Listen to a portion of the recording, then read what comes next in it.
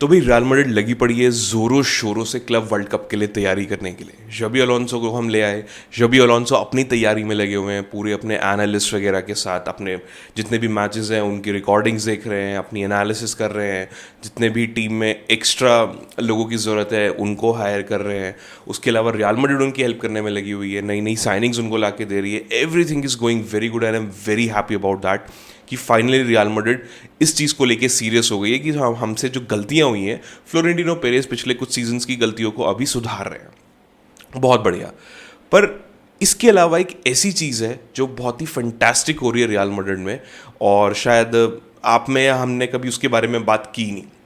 So I thought कि एक बहुत अच्छा मूवमेंट है कि हमें उसके बारे में भी बात करनी चाहिए, which is AI, artificial intelligence. जी हाँ, शायद आप बोल सकते हो कि AI का रियल मैड्रिड से क्या लेना देना है। भाई काफ़ी कुछ लेना देना है। तो आज की वीडियो में मैं आपको बताऊंगा कि रियल मैड्रिड किस तरीके से एक AI यूज़ करते हैं वेल्डेडेबास में, जिसके थ्रू वो कोशिश करते हैं हर चीज़ सॉल्व करने की, प्लेयर्स की परफॉर्मेंस इंप्रूव करना, प्लेयर्स को इंजरी से बचाना, उसके अलावा मोस्ट इंपॉर्टेंटली प्लेयर्स को स्काउट करना। और मैं आपको इसका लाइव एग्जांपल भी बताऊंगा कि रियल मैड्रिड ने किस प्लेयर को स्काउट किया, AI ने उनको फ्लैग करके दिया कि यार इस प्लेयर को आपको साइन करना चाहिए। उसके अलावा how to increase the revenue, player किस तरीके से फैन एंगेजमेंट बढ़ा सकते हैं, all that kind of thing. थोड़ा सा शायद टेक्निकल लग सकती है आपको थोड़ी थोड़ी चीज़ें वीडियो में, but I think it's very important to understand कि रियल मैड्रिड किस तरीके से जो 21st सेंचुरी की कटिंग एज टेक्नोलॉजी AI उसके साथ साथ बढ़ रही है। क्योंकि AI यार अब कहीं नहीं बचा है, हर चीज़ में AI आपको मिल जाएगा। हमारी दुनिया के आसपास हर कॉर्नर में AI is working right now. तो रियल मैड्रिड कैसे पीछे रह सकती है, राइट?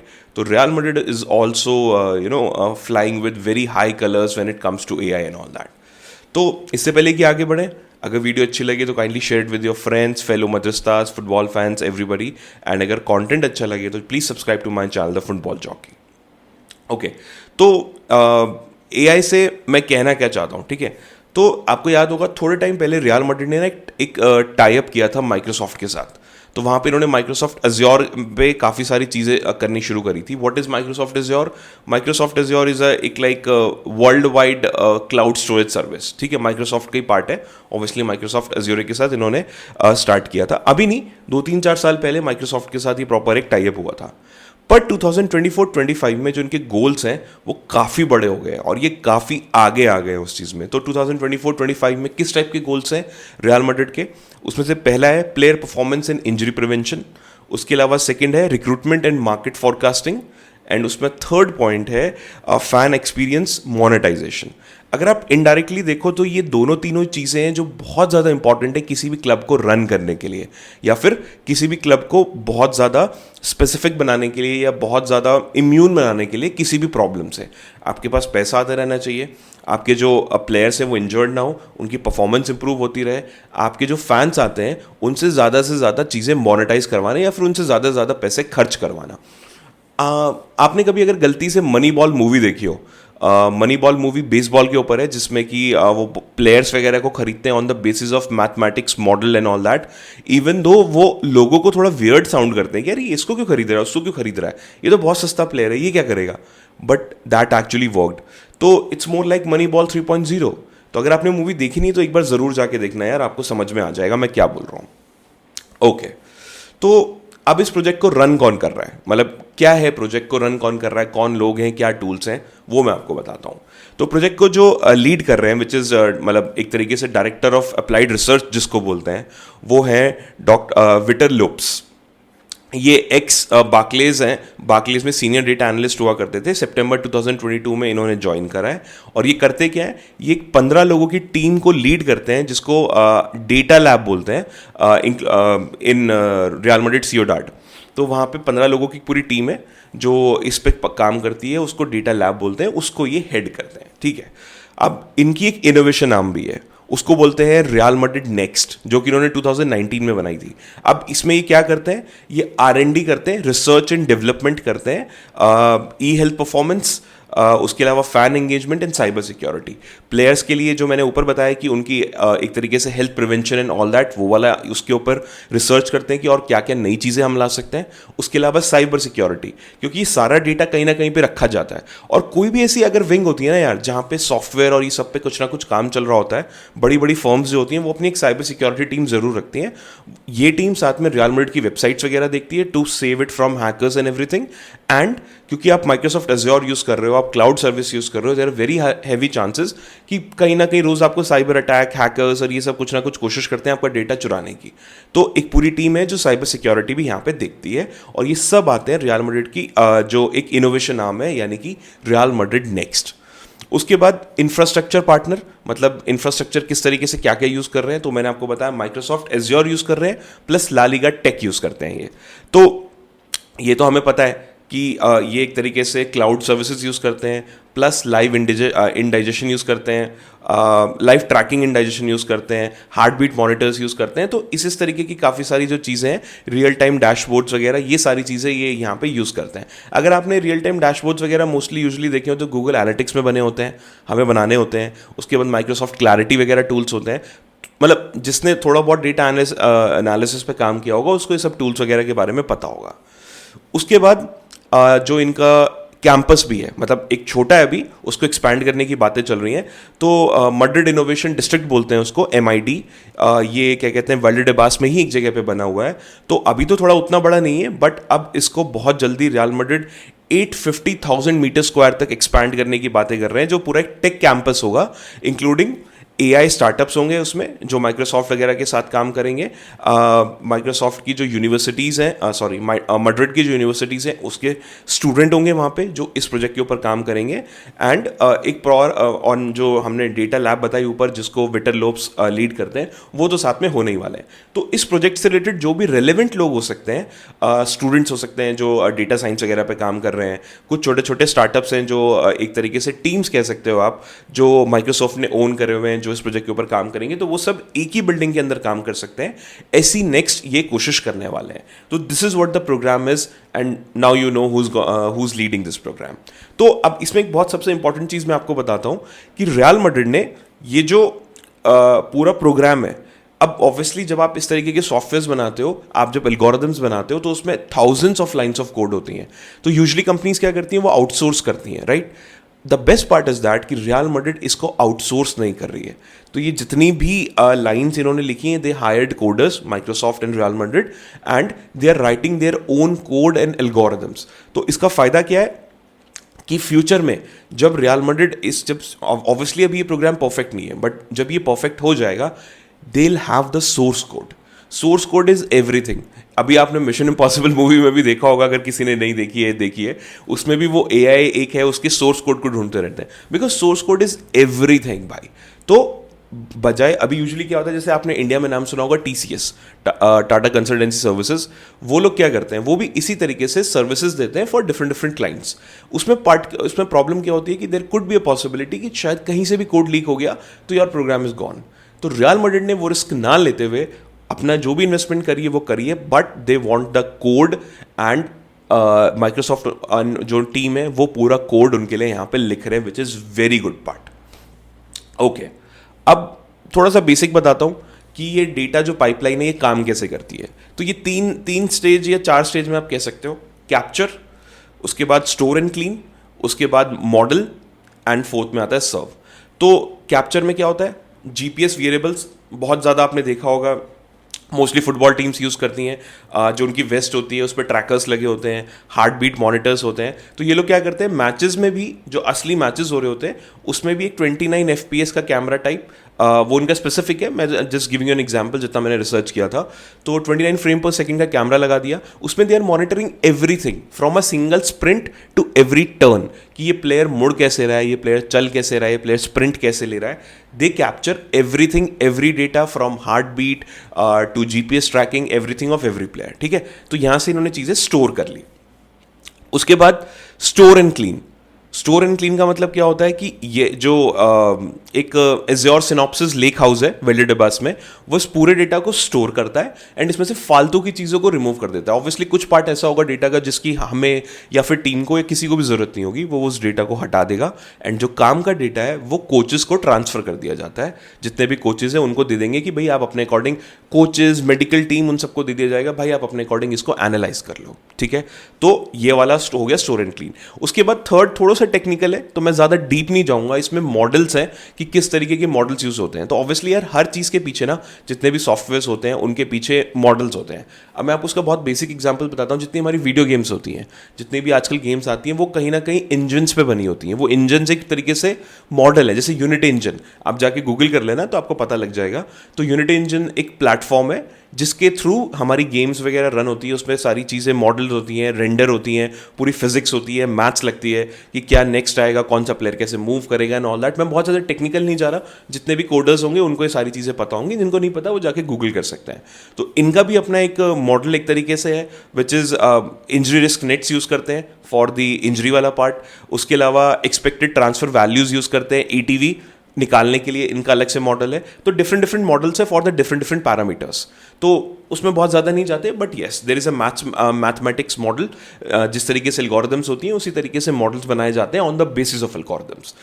उसके बाद आता है सर्व। रिक्रूटमेंट स्टाफ को जो ये डेटा होता है वो दिया जाता है, ठीक है। उसके अलावा आप कह सकते हो कि जितने भी हमारे असिस्टेंट कोचेस होते हैं उनको ये सारा डेटा जो है दिया जाता है। तो मोटा मोटा सारा डेटा पहले कैप्चर होता है, उसको स्टोर करते हैं, उसको क्लीन करते हैं, उसके ऊपर मॉडल लगाते हैं कि क्या क्या करके जो उसकी फाइनल रिपोर्ट्स वगैरह होंगी, और वो coaches, medical staff, assistant managers, इन सबको वो डेटा जो है हमारी जो ये टीम है, ये जो पाइपलाइन है, ये ट्रांसफ़र कर देती है। अब मैं आपको इसका बहुत इंपॉर्टेंट मॉडल एक केस स्टडी बताता हूँ, इसका यूज़ बताता हूँ कि कहाँ पर रिसेंटली हुआ है। हमने रिसेंटली एंजेलो स्टिलर का नाम बहुत ज़्यादा सुना है, राइट। आपको लग रहा होगा कि रियल मैड्रिड के जो स्काउट्स हैं उन्होंने इसका नाम दिया, टोनी क्रूज ने दिया, डेफिनेटली दिया। बट टोनी क्रूज और इन सबको ये नाम सुझाया किसने या फिर सजेस्ट किसने किया? This AI did that. जनवरी के आसपास हमारा जो ये आर्टिफिशियल इंटेलिजेंस सिस्टम था, इसने डेटा को फ्लैग किया। मतलब ये क्या करता है कि सारे लीग के मैचेस, प्लेयर्स, इन सबको मॉनिटर करता रहता है, कौन सा प्लेयर कैसा खेल रहा है, कौन क्या कर रहा है, किसका क्या data and all that type of thing. तो इस ETV मॉडल ने VFB स्टुटगार्ट के एंजेलो स्टिलर को under valued bye 14 million mark किया। तो मतलब जो उसकी उस टाइम पे वैल्यू आ रही थी, इस मॉडल ने मार्क करी कि इस प्लेयर की परफॉर्मेंस इतनी अच्छी है कि ये अभी अपनी जो इसकी वैल्यू है उससे 14 मिलियन कम है। ये जनवरी में इस ETV सिस्टम ने हाईलाइट करा। उसके बाद ह्यूमन चेक हुआ फरवरी के आसपास। रियल मैड्रिड के जो सीनियर स्काउट्स थे, काफ़ी सारे जो स्काउटिंग टीम के मेंबर्स थे, उन लोगों ने इसको स्काउट किया कि यार जो ये हमें मॉडल जो है, जो ये सजेस्ट कर रहा है, इज इट एक्चुअली ट्रू और नॉट। तो उन लोगों ने फाइनली ये अप्रूव कर दिया कि हाँ भाई ये लेफ्ट फुटेड प्लेयर है जो कि फैंटास्टिकली खेलता है, जस्ट लाइक क्रूज।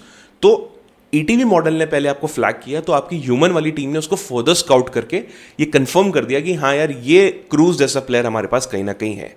उसके बाद मार्केट इंटेल दी इसने मार्च में।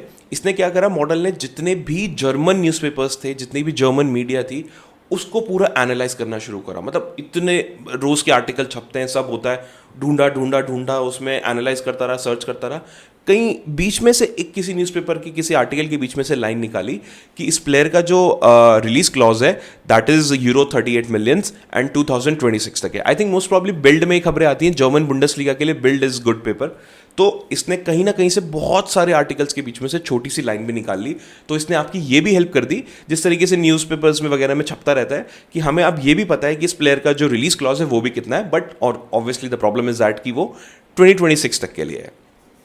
उसके बाद अप्रैल 2024 में जब ये सारी बातें हो गई, तब जो हायर अथॉरिटी के लोग हैं, जो बोर्ड लेवल है, उनको इस चीज़ के लिए ब्रीफ करा गया। तो जैसे हमारी मीटिंग्स होती हैं ऑफिस में, राइट, कॉर्पोरेट्स वाले जानते होंगे, हमारी वेबिनार्स होती हैं, हमारी सेमिनार्स होती हैं, हमारे डिस्कशंस होते हैं। तो उसमें एक बंदा अपना बोर्ड पे लेके अपनी PPT बता रहा होता है, अपनी प्रेजेंटेशन दे रहा होता है। सेम उसी तरीके से उस पूरे डेटा को क्रॉस चेक करके ह्यूमन टीम ने जब क्रॉस वेरीफाई कर दिया, हमने सब कुछ देख लिया, release clause and all that, जब हमें green to go, good to go मिल गया कि हाँ यार this is a good player, हमने ये सारी चीज़ अपनी जो हायर अथॉरिटी थी उनको प्रेजेंट करी। And now you can see कि Real Madrid is very much interested in Angelo Stiller. फिर क्रूज को भी कांटेक्ट किया गया, उससे पूछा गया, फिर पता लगा कि जो एजेंसीज को रिप्रेजेंट करती है क्रूज, उसका पार्ट रहा है है, now cruise is working for that. फिर क्रूज ने भी अपनी ग्रीन इस पे थम्स अप दिया कि हाँ यार is a very good player. तो आप देख सकते हो कि ह्यूमन से पहले एक मॉडल ने, एक एआई मॉडल ने ये फ्लैग करा कि इस बंदे के स्टैट्स, इसकी परफॉर्मेंस ये दिखाती है कि ये अंडर वैल्यूड है,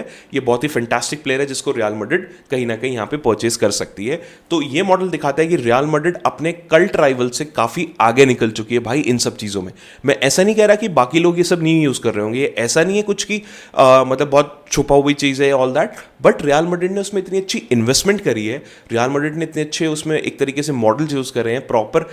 यार एक होता है कि किसी छोटी मोटी कंपनी को हायर करके सब काम शुरू कर देना, एक होता है प्रॉपर माइक्रोसॉफ्ट के साथ करना, प्रॉपर डेटा एनालिस्ट हायर करना।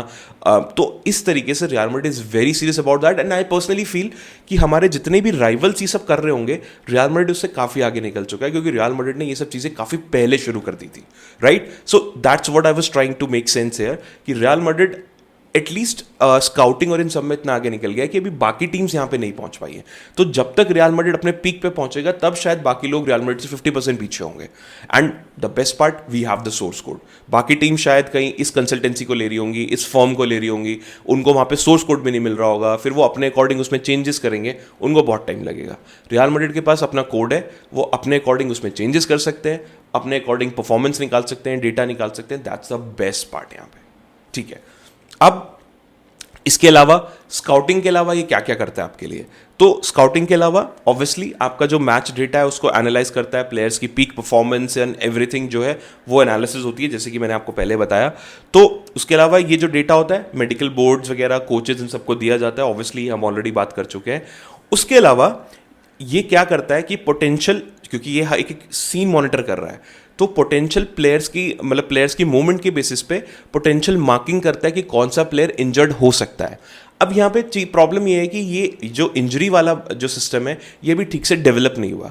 यही कारण है कि अभी ऑब्वियसली रियल मैड्रिड में इतनी इंजरीज हुई, तो जो डॉक्टर्स वगैरह हैं वो ठीक से ये मतलब एक तरीके से डिसीजन नहीं ले पाए कि अब वाकई ये जो हमारा एआई सिस्टम है इस पर्सपेक्टिव में 100% सही है कि नहीं है। तो as far as I have read about reports, काफ़ी प्रोग्रेस करी है रियल मैड्रिड ने, but yes they are still working on that. But एक फीचर ये भी है जहाँ पे वो प्लेयर्स की इंजरी मार्क करके मेडिकल टीम को रिपोर्ट भेज देता है। उसके अलावा फ़ायदा क्या होता है कि जब हमें पता लग गया कि एज पर सिस्टम कि ये प्लेयर इंजर्ड हो सकता है, ये उनके लिए एक कस्टम रूटीन भी बना के देता है या फिर ट्रेनिंग रिजीम बना के देता है, जिससे वो प्लेयर इंजर्ड ना हो। अगर उसको दिख रहा है कि इस प्लेयर को रेस्ट की जरूरत है, वो आपको बता देगा कि आज इससे बाहर आप प्रैक्टिस मत कराओ, ड्रिल्स मत कराओ, इसको अंदर नॉर्मल जिम करने दो and all that kind of thing. ये एआई आपको मार्क करके देगा डॉक्टर्स टीम के लिए, ठीक है। उसके अलावा अगर आपने एक चीज़ नोटिस करी हो कि जो आजकल प्लेयर के मास्क आते हैं, जिसको इंजरी हो जाती है, कोई नोज इंजरी या किसी को कोई चीक बोन पे लग गया, कुछ हो गया, उनके मास्क वगैरह प्रॉपरली बने हुए आते हैं। तो इस एआई की वजह से 4D मास्क की स्कैनिंग होती है। मतलब पहले यह तो नॉर्मली क्या था कि मास्क लगा लिया, अब वो फिट नहीं आ रहा, बीच में ऐसे कर रहे हो, ऐसे कर रहे हो, मैचेस के बीच में टैकल्स वगैरह होते हैं, वो फिर गिर गया, दोबारा तो नहीं लग गई। उन सब चीज़ से बच के अब 4D स्कैनिंग करके चेहरे की, और उसके बाद 4D के स्कैनिंग का जो रिजल्ट है उसके थ्रू इतना ज़बरदस्त तरीके से मास्क बनाते हैं, जिससे कि आपकी जो इंजरी है वो बच जाती है, आपका प्लेयर जो है बहुत सेफली खेल सकता है। इसके अलावा इसी की वजह से शिन पैड, जो शिन गार्ड होते हैं जो हम अपने नी से नीचे लगाते हैं, उसकी भी प्लेसमेंट आपने कभी अगर फुटबॉल खेली हो तो आपने ध्यान दिया होगा कि हर 5-10-15 मिनट के बाद हमें अपनी सॉक्स ठीक करके अपने शिन गार्ड ठीक करने ही पड़ते हैं कहीं ना कहीं। इस टेक्नोलॉजी की मदद से इसने ज़बरदस्त 4D स्कैनिंग करी है कि जो आपका शिन वाला एरिया है उसके लिए जो शिन गार्ड्स डिज़ाइन होते हैं वो इतने फैंटास्टिक तरीके से होते हैं कि प्रॉपरली वो उसको गार्ड करते हैं। शायद ह्यूमन से आप मतलब ह्यूमंस बनाते थे ऑब्वियसली, बट कहीं ना कहीं कोई ना कोई कमी रह जाती है। बट एआई के थ्रू, प्रॉपर 4D स्कैनिंग के थ्रू इतने ज़बरदस्त शिन गार्ड बनते हैं कि प्लेयर की जो परफॉर्मेंस है वो तो इंप्रूव हो ही रही है, उनकी सिक्योरिटी भी यहाँ पे कहीं ना कहीं बढ़ रही है, एंड एआई इसमें बहुत बड़ा रोल यहाँ पे अदा कर रहा है। उसके अलावा एक वीडियो एनालिसिस टीम है जो आपके राइवल्स की एनालिसिस करती है, और एआई उसको चेक करता है कि इसमें क्या चीज़ रह गई, ये यहाँ पे प्रॉब्लम थी, आपकी जो राइवल है इसने यहाँ पे ये लूप होल छोड़ दिया। इस टाइप की एनालिसिस तो चलती रहती है और ये हर टीम करती है, तो ये कुछ ऐसा अलग नहीं है। उसके बाद location based fan engagement service करती है रियल मैड्रिड। तो रियल मैड्रिड का जो फैन बेस है स्पेन में वो सिर्फ 3 से 4% के आसपास है। सबको लगता है भाई रियल मैड्रिड दुनिया का इतना बड़ा क्लब है तो इतना बड़ा कल्ट होगा स्पेन में, है, बट वो स्पेन छोटी सी जगह है, यूरोप तो वैसे ही बहुत छोटा है, तो 3 से 4% का ही वो वहाँ पे फैन बेस है। तो बाकी फैन बेस कहाँ है? वो सब ये एआई चेक करता है कि रियल मैड्रिड का एक्चुअली फैन बेस आ कहाँ से रहा है।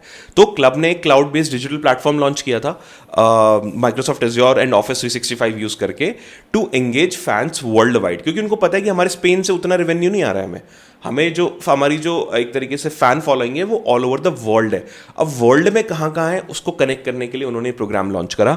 उसके बाद ये सिस्टम क्या करता है, आपके सारे जितने भी फैंस हैं उनके सारे इंटरैक्शन, फॉर एग्जाम्पल ट्विटर पे कोई न्यूज़ डली, कौन सा एज ग्रुप वाला फैन सबसे ज़्यादा लाइक कर रहा है, कौन से एज ग्रुप के लोग सबसे ज़्यादा शेयर कर रहे हैं, कौन से पर्टिकुलर प्लेयर पे बहुत ज़्यादा कमेंट्स आ रहे हैं, वो प्लेयर कौन सी नेशनलिटी का है, क्या उसकी नेशनल टीम के मतलब कंट्री के लोग ज़्यादा कर रहे हैं या किसी और कंट्री के। तो this system is monitoring each and every system, each and every moment कि हमारे रियल मैड्रिड के लिए क्या क्या चीज़ें सोशल मीडिया पे हो रही हैं, क्या क्या चीज़ें वेबसाइट्स पे हो रही हैं, हर चीज़ दिस सिस्टम इज मॉनिटरिंग।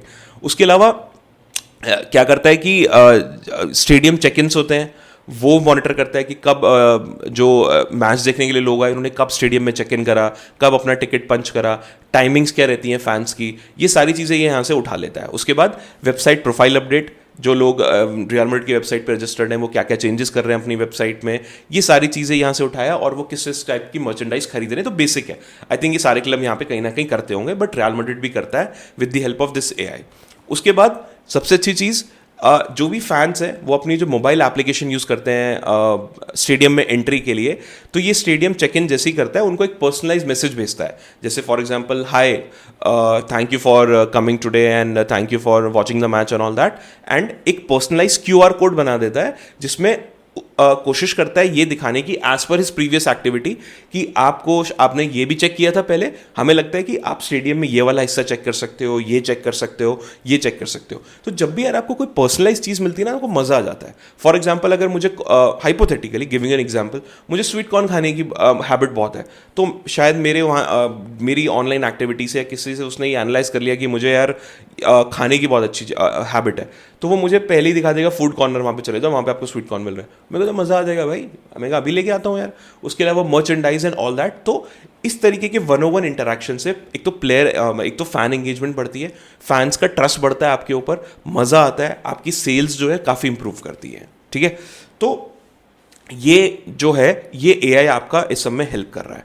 उसके बाद बहुत इंपॉर्टेंट चीज़ जो है टारगेटेड मार्केटिंग कैंपेन्स। ठीक है, ये क्या करता है कि जितने भी फैन एक्टिविटीज़ हैं उनको एनालाइज करता है, जैसे कि मैंने ऊपर बताया, app usage, online activities, ad clicks, websites clicks, किस पर्टिकुलर हिस्से पे सबसे ज़्यादा क्लिक हो रहा है, कौन से रियल मैड्रिड के बैनर्स पे सबसे ज़्यादा क्लिक होता है। मैंने आपको पहले बताया था कि रियल मैड्रिड एक तरीके से फ्रैंको मैसेंटूनो को भी ले सकती है, क्योंकि उनको अर्जेंटीना की जो मार्केट है उसको भी ट्राई करना है। तो इस सब डेटा से ही ये पता लगता है कि कौन सी पर्टिकुलर मार्केट्स जो हैं जो हमारे लिए काफ़ी ओपन है, जो हमारे लिए अभी हम जिसको टारगेट कर सकते हैं। तो ये एआई उसमें काफ़ी बड़ा रोल अदा करता है इन मेकिंग सेंस और making Real Madrid to understand कि हाँ यार हमें इस मार्केट को कैप्चर करना चाहिए, एंड इस मार्केट के जो लोग हैं, इस कंट्री के जो लोग हैं वो इतना इतना क्लिक कर रहे हैं, इतना इंटरेक्शन आ रहा है, इतना ये हो रहा है। तो ये सारी चीज़ें जो है ये पर्टिकुलर मॉडल यहाँ पे इम्प्रूव जो है हेल्प करता है। तो ये क्या करता है, हेल्प कैसे करता है, ये जो फैंस की जितना भी डेटा आ रहा है उसको सेगमेंट कर देता है कि 18 से 24 साल के जो फैन है वो जूड बेलिंगम पे सबसे ज़्यादा क्लिक कर रहे हैं। तो रियल मैड्रिड को पता लग गया कि जूड बेलिंगम यार यूथ के अंदर बहुत ज़्यादा फेवरेट है, तो वो उसके लिए कोई कैंपेन चला देंगे जिससे कि एक्टिविटी बढ़ेगी, जिससे कि एंगेजमेंट बढ़ेगी। तो ये इस तरीके के डिफरेंट एंगेजमेंट एक्टिविटीज़ बताना, किस बेसिस पे वो एक्टिविटी होगी, किस तरीके से सेगमेंटेड होगा, वो सारा का सारा ये फैन जो ये मॉडल है ये बताता है। एंड द बेस्ट पार्ट, 2019 के बाद से इन एक्टिविटीज़, इन एआई ने जो सजेशंस दिए हैं उसके बेसिस से रियल मैड्रिड का जो डिजिटल रेवेन्यू है वो 30% तक इंक्रीज हो गया है। तो जो real Madrid most valuable club और ये सब जो डेटा आता है उसमें ये सब रेवेन्यू भी काउंट होता है। तो आपको ये चीज़ समझ में आ जाएगी कि रियल मैड्रिड ने जो ये इन्वेस्टमेंट करी है एआई पे ये कितनी ज़बरदस्त करी है, और ये सारी जो चीज़ें हैं ये ड्राइव हुई हैं एआई मार्केटिंग टूल्स की वजह से जो माइक्रोसॉफ्ट एज्योर के साथ रियल मैड्रिड कर रही है। ठीक है, तो ये थी यार कुछ चीज़ें। आई होप थोड़ी, आई नो वीडियो थोड़ी सी टेक्निकल टाइप हो गई होगी, थोड़ी सी हटके थी आज, बट आई थॉट कि यार इट्स बेटर, मतलब जब हम सारी चीज़ों के बारे में बात कर रहे हैं तो हमें इस चीज़ों के बारे में भी बात करनी चाहिए कि रियल मैड्रिड क्या क्या चीज़ें ऐसी कर रही है जो शायद बाकी क्लब्स नहीं कर रहे हैं। हमें भी ये अंदाज़ा होना चाहिए कि हमारा क्लब बहुत मेहनत कर रहा है भाई। ऐसा नहीं कि सिर्फ जबी अलोंसो मेहनत कर रहे हैं, उनसे पीछे और भी बहुत सारे सिस्टम काम कर रहे हैं just to make Real Madrid successful. तो आप लोग प्लीज़ मुझे कमेंट करके बताइएगा आप लोगों को क्या लगता है कि जो ये मॉडल हम यूज़ कर रहे हैं, क्या हमें एआई के ऊपर डिपेंडेंट होके क्लब इस तरीके से रन करना चाहिए? क्या हम वाकई एक सही डायरेक्शन में है to make the investment in everything and all this? Just kindly let me know in the comments. अगर वीडियो अच्छी लगी हो तो just share with your friends and subscribe to my channel the football jockey.